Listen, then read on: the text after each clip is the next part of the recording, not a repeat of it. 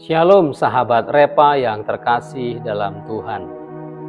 Panggilan menjadi pelayan Tuhan bukan selalu datang di masa kita bersinar, sahabat.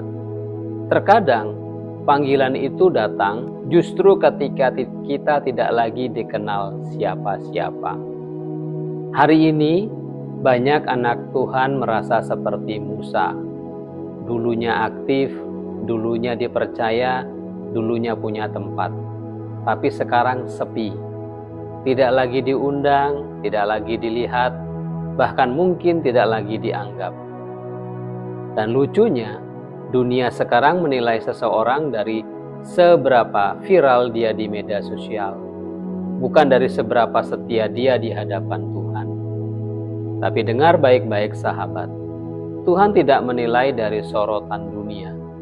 Dia menilai dari ketaatan di tempat tersembunyi. Keluaran pasal 3 membawa kita ke sebuah tempat yang sangat sunyi, padang gurun Midian. Di sana, seorang pria bernama Musa sudah tidak punya panggung, tidak punya status, tidak punya nama besar.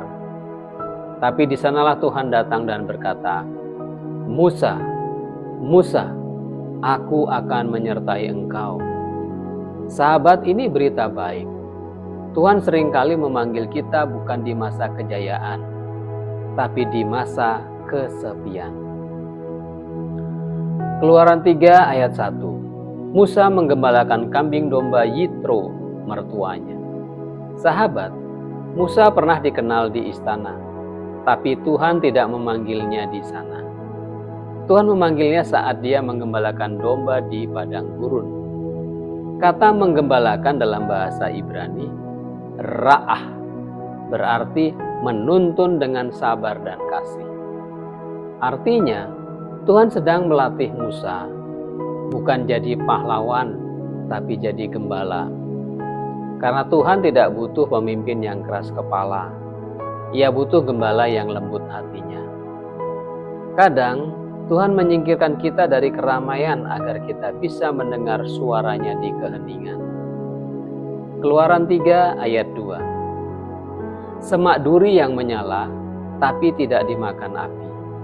Kata semak duri dalam Ibrani adalah seneh, akar kata dari Sinai. Tuhan menyalakan api kecil di semak itu sebelum menyalakan api besar di gunung Sinai. Mungkin hari ini Tuhan sedang menyalakan api kecil di dalam hatimu. Panggilan sederhana yang tidak dilihat orang lain, tapi bisa membakar duniamu dengan kasih Allah.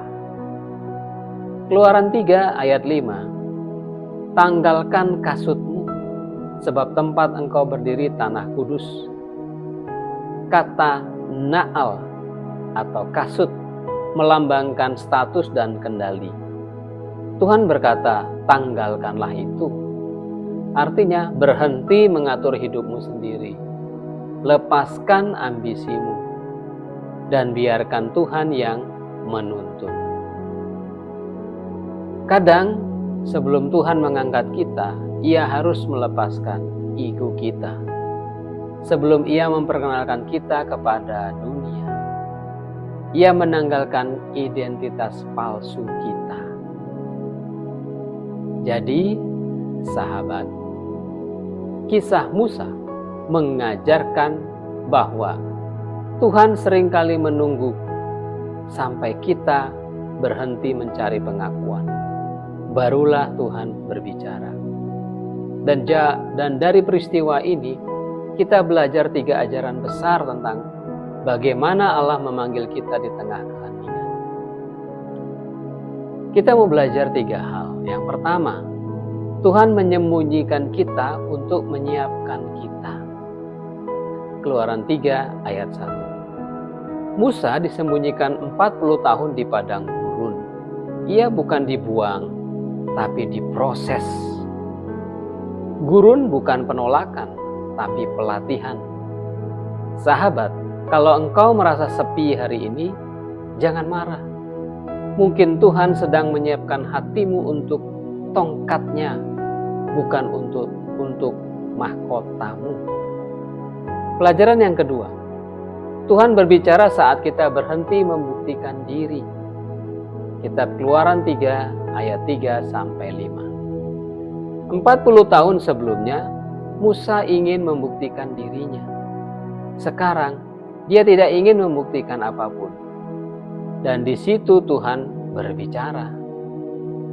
Selama kita sibuk membuktikan siapa kita, Tuhan diam. Tapi saat kita berhenti, Tuhan mulai bicara. Pelajaran yang ketiga, Tuhan memanggil bukan karena siapa kita, tapi karena Ia menyertai kita. Keluaran 3 ayat 11 sampai 12.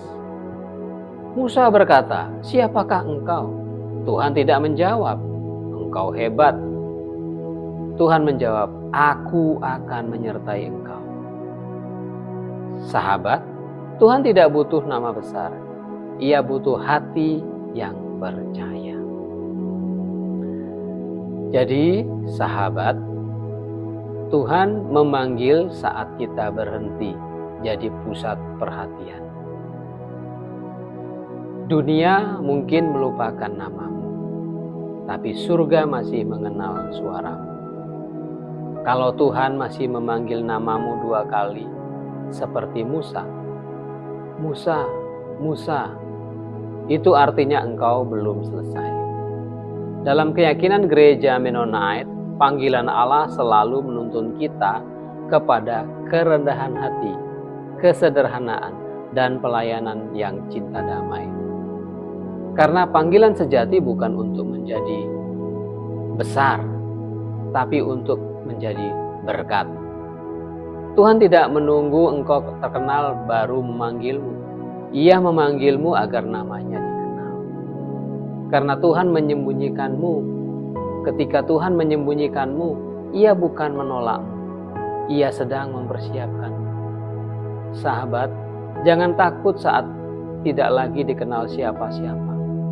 Karena disitulah Tuhan sedang menyiapkan panggilan terbesarmu. Mari kita berdoa. Tuhan Yesus, kami bersyukur karena Engkau Tuhan yang memanggil, bukan karena siapa kami, tapi karena Engkau yang menyertai kami. Di masa kami sepi, Engkau berbicara. Di masa kami dilupakan, Engkau menyiapkan. Kami serahkan seluruh hidup kami ke tangan-Mu. Pakailah kami, Tuhan, walau kami tidak lagi dikenal siapa-siapa, agar nama-Mu dikenal di seluruh bumi. Dalam nama Tuhan Yesus Kristus kami berdoa. Amin.